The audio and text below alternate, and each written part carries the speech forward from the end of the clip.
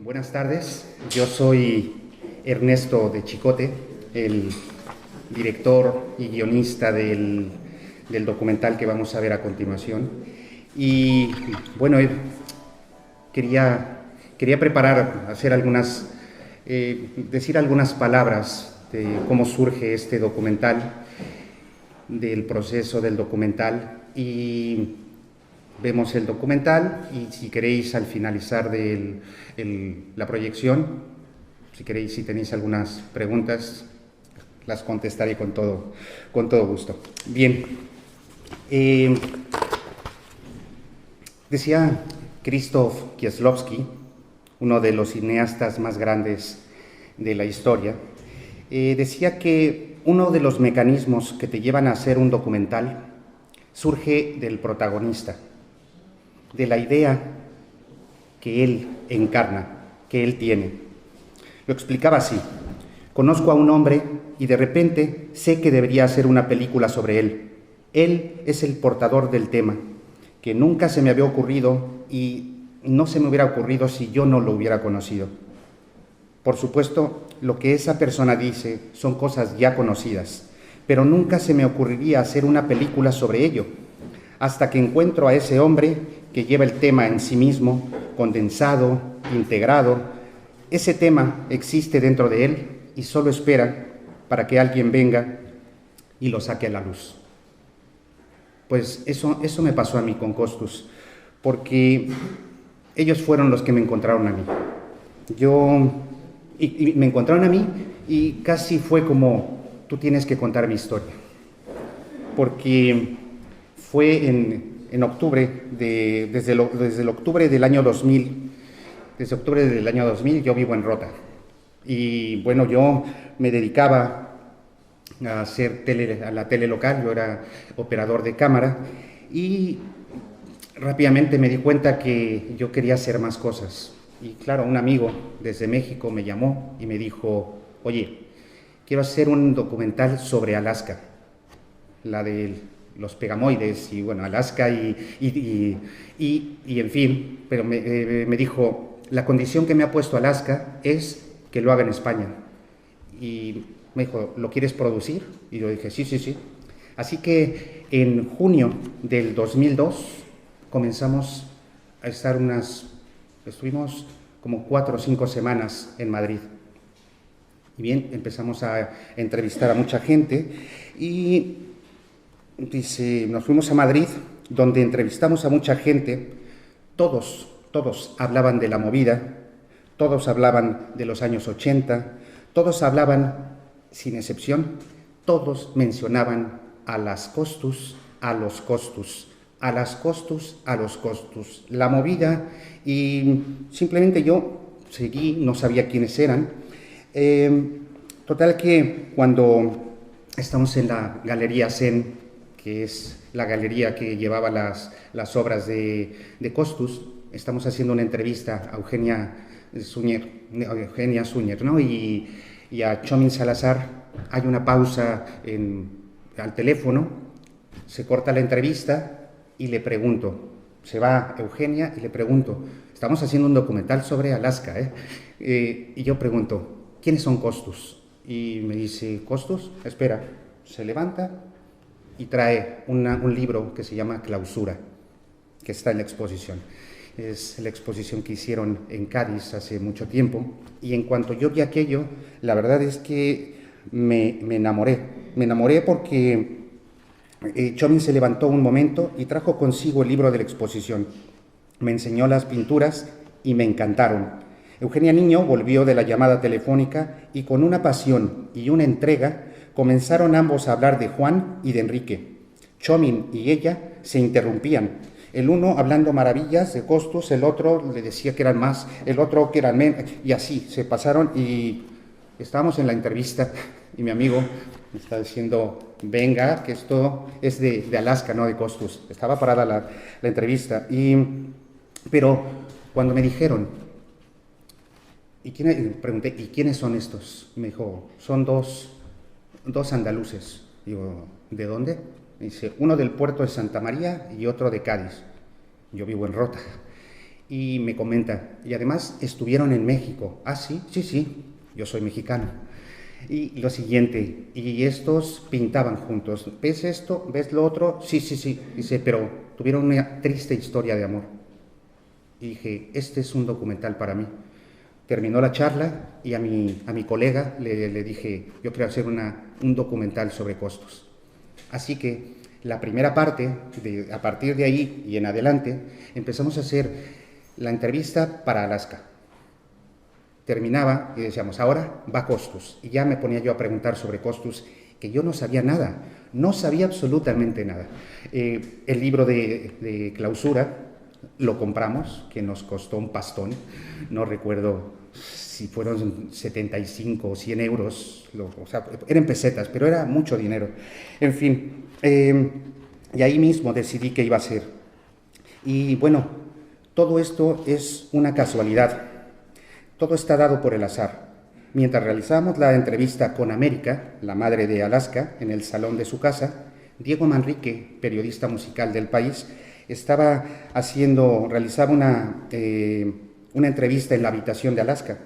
Y 15 días después, ya habíamos terminado el rodaje, yo había vuelto a Rota, el material se había ido a México, y en el País Dominical aparece la portada de Alaska, una entrevista de Diego Manrique, y dentro de la entrevista hay alguien que, bueno, le pregunta, dice, aquí en esta casa, donde no cabe nada, nosotros estamos en la habitación de Alaska y en el salón está un equipo de rodaje mexicano. Quieren hacer un documental de Alaska, bien, bien, bien, y bueno, lo que hablo de la casualidad es que un amigo, Ignacio Liaño, roteño, me dice, oye, ¿tú eres de los que aparece, el equipo mexicano que aparece en el país? Digo, sí, sí. ¿Y qué pasa? No, eso ya se fue, pero yo quiero hacer un documental sobre unos pintores andaluces, gaditanos. Y me dice, ¿quiénes? Le digo, Costus. Me dice, yo estudié con Juan, yo te puedo poner en contacto con Juanjo, yo te puedo poner en contacto con Ricardo. Y le dije, perfecto, sí, sí, sí, sí. Bueno, en el País Dominical, Juan Ignacio Liaño me preguntó y en ese momento, me contacta con Ricardo, llamo a Ricardo, como de costumbre, por supuesto, dice, hablé con Ricardo Carrero, por supuesto, siempre con amabilidad, siempre con cariño y siempre con su apoyo. Y ahí arrancó el proceso del documental de Costus. Fueron 5 años de entrevistas en Madrid, en Sevilla, en Jerez, en Cádiz, en Vejer, nuevamente en Madrid, nuevamente en Sevilla, así hasta marzo del 2007, mes en el que, si no fuera por Ricardo, yo seguiría haciendo el documental, porque Ricardo me obligó a terminar. Me dijo, vamos a tener una exposición en el Alcázar de Jerez, una exposición preciosa, y tienes que tener el documental listo. Y bueno, yo había comenzado en el 2002 y en el 2007, y ahí, en marzo del 2007, terminé el documental. ¿Por qué? Porque entrevistando quién es Costus y qué es Costus, la verdad que para mí se volvían apasionantes e inabarcables. Y cada que iba con algún otro y volvía a Madrid, me decían otra cosa y volvía, y yo me la pasé durante mucho tiempo, si queréis ver cuando veáis la primera secuencia de cuando hablamos de la movida en Madrid, es que fue una secuencia que edité durante 5 años, porque cada vez que me encontraba uno, me encontraba otro, y lo que es un documental, uno busca encontrar a alguien y que ese alguien le dé una respuesta, y cuando le da una respuesta surgen más preguntas. Y luego lo que dijo esa respuesta choca directamente con la otra y entonces las tienes que enfrentar, pero es que hay otra. Y entonces es un puzzle que te va haciendo que vayas para adelante, que vayas para atrás, y para quien no haya hecho documentales, os lo recomiendo. Os puede volver locos. Bien, dice, cuando presentamos este documental en Madrid, en el Círculo de Bellas Artes, Pablo Pérez Mínguez decía que esta era la versión de Ernesto de Chicote, pero que existen más, todas ellas variadas, dependiendo de quién la cuenta y de quién lo haya vivido, pero todas ellas son parte de una misma historia, la de Costus.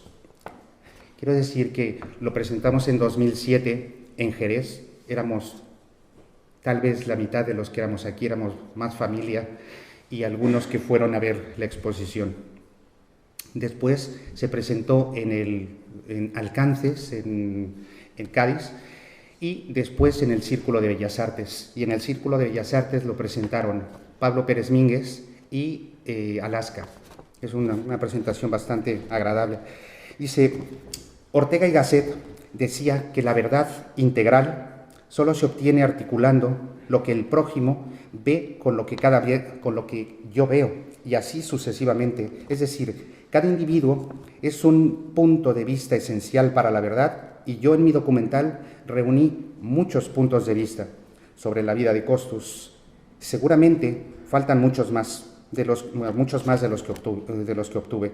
Algunos se quedaron en vía muerta, otros fuera de la cámara, y otros más eran historias que rozaban lo mágico y lo supersticioso, cosa que yo no quise abordar, y Ricardo tampoco me dejó. Bien, por último, quisiera recordar personajes importantes dentro de este documental, personajes que ya no están con nosotros. El primero, Chomin Salazar, que fue el inicio.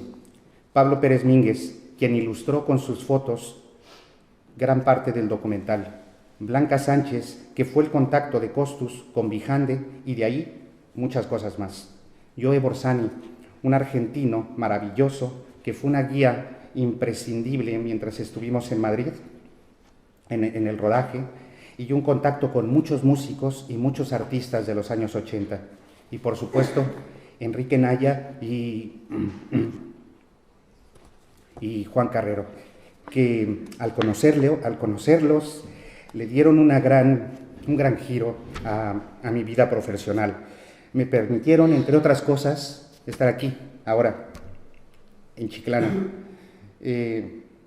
estar en Jerez, estar en Rota, estar en Cádiz. Y es una tierra que me encanta y que de verdad me gustaría quedarme aquí para siempre. Me gustaría morir aquí. Gracias. Ahora veremos el documental y espero que lo disfrutéis. ¿Vale?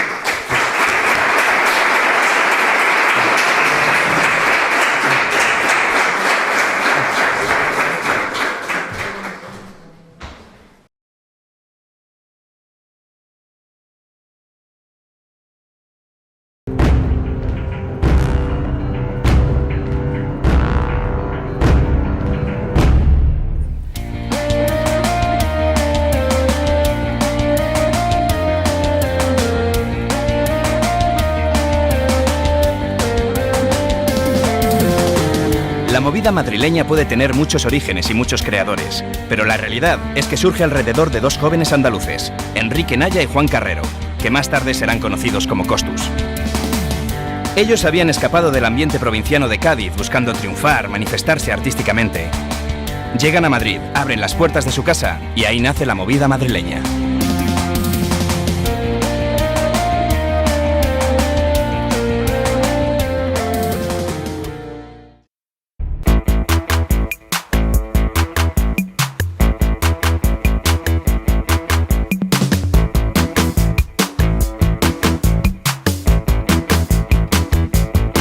Enrique y Juan no hacían otra cosa que pintar. De ahí viene el nombre de Costus, que deriva de costureras, de pasar todo el día cosiendo, es decir, todo el día pintando.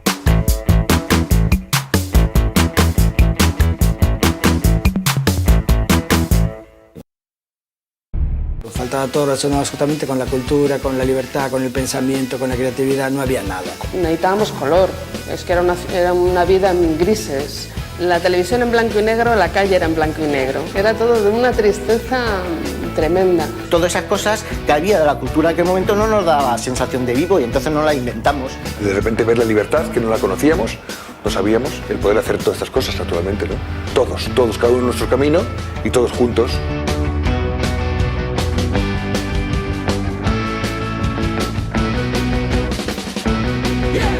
Madrid respiraba un clima de libertad en el que la creatividad se conjugaba con la diversión y producía escándalo. A este escándalo se le comenzó a llamar la movida.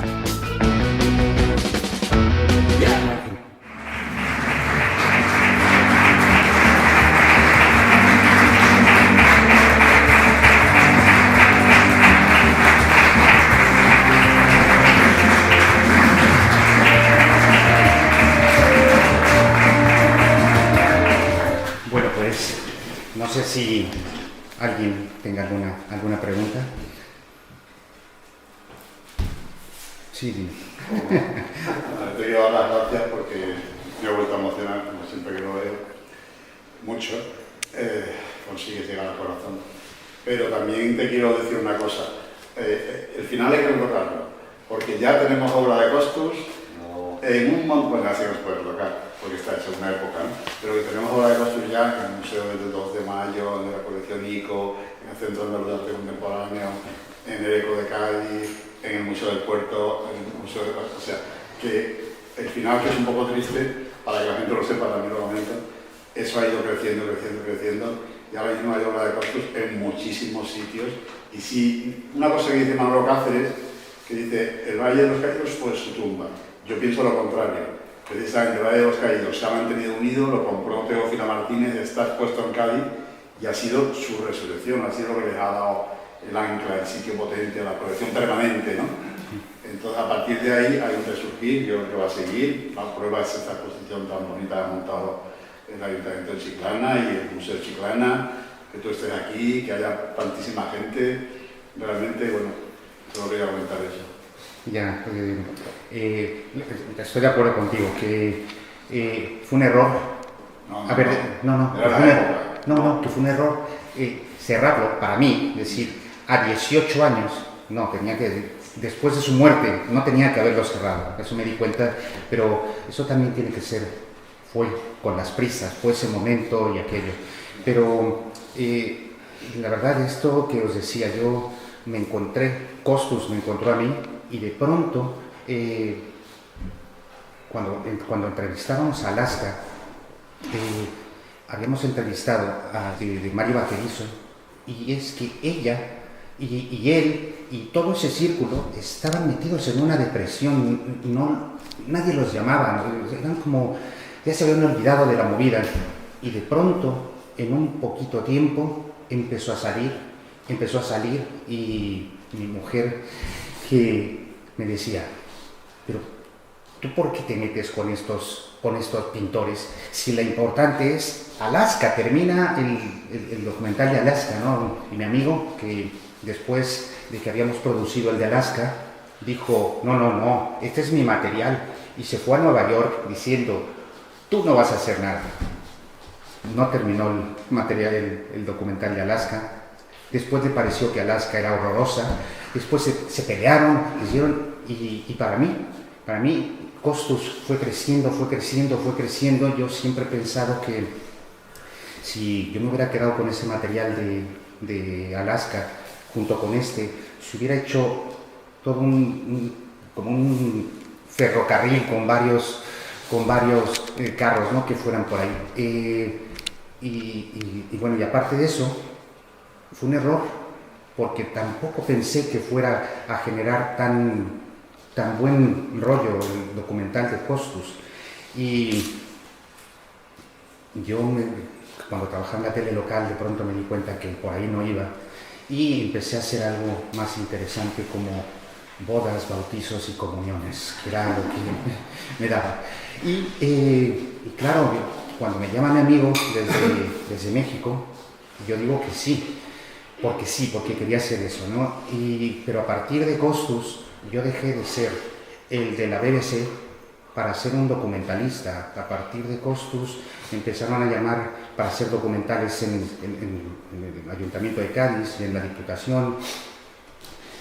Presentamos en Madrid, en Palma de Mallorca, en varias partes. O sea, para mí Costus no fue un negocio monetario, nunca lo fue, tampoco fue un objetivo primordial, pero sí que me dio muchísimas cosas como tal, como persona, que me hizo crecer. Después, es que claro, esto comenzó en el 2002, terminó en el 2007, pero ese tiempo tuvimos un hijo, comencé a homologar mis títulos, comencé a prepararme las oposiciones, era todo al mismo tiempo y claro, Costus, al terminar Costus ya era todo como que a mí ya me había completado, ¿no? De llegar a ser un mexicano que llega sin nada, a 2008 ya estar trabajando en la Junta de Andalucía, haber hecho documentales, haber dirigido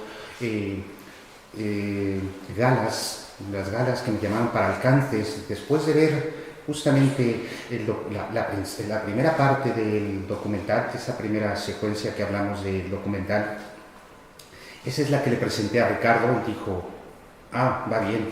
Y esa primera parte se la presenté a Eduardo Rodríguez de la Diputación y me dijo, pues está muy bien, no te voy a dar entrevista, pero está muy bien.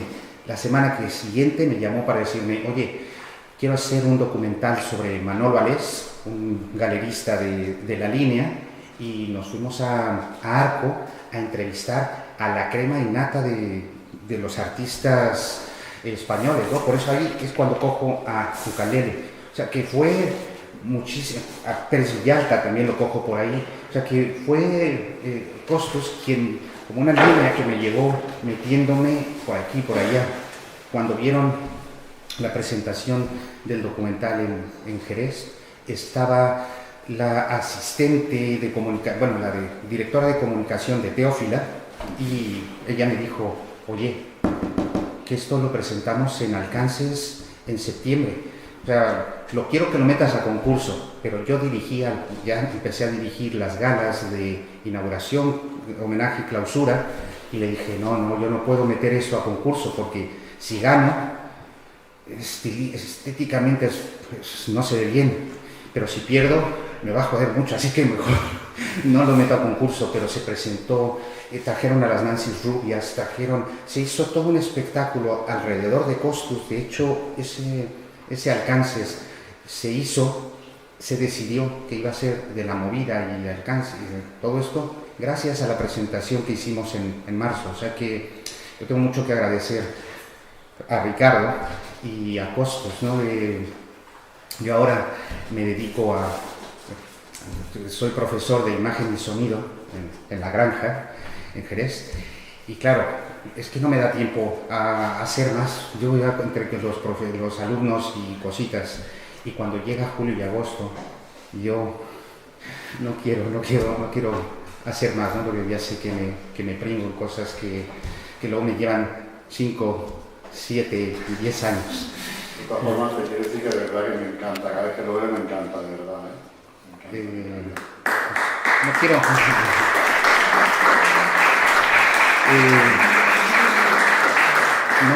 no quiero pecar de falsa modestia, pero a mí también, cada que lo veo me encanta. Bueno, dime, Gonzalo.